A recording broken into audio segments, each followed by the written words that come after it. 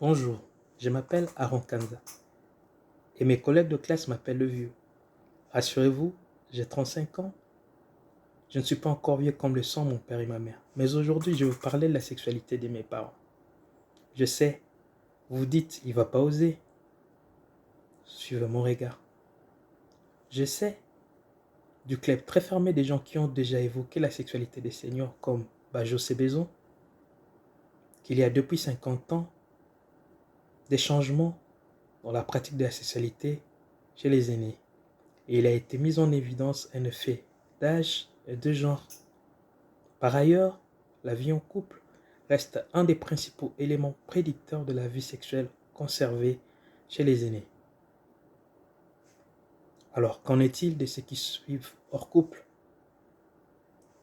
Je trouvais Delbecq et Guemu, dans la comparaison qu'ils font de l'étude Simon de 70 et ACSF de 92, ont mis en évidence un effet de génération dans leur étude.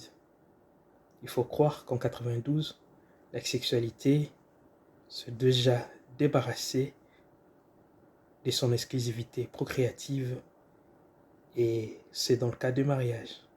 Mais ces connaissances se font vieilles. C'est là où intervient mon mémoire, dans l'objectif d'actualiser ces connaissances.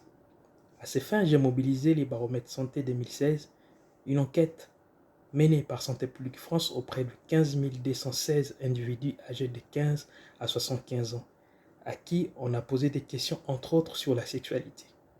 Mon échantillon compte les 50 ans et plus. Mais vieux, ils sont pour la plupart des boomers. Ils ont connu la révolution sexuelle et la transformation de la vie familiale. Mon mémoire vise à étudier la sexualité chez les célibataires de cette génération.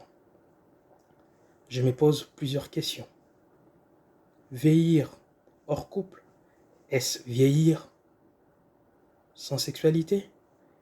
Y a-t-il des différences d'âge ou de sexe? La vie sexuelle passée influence-t-elle la vie actuelle? Pour avoir les réponses à ces questions, j'ai retenu des variables du baromètre à partir duquel je ferai une analyse descriptive et j'ai essayé d'identifier les facteurs liés à la sexualité des célibataires dans cette population par une régression.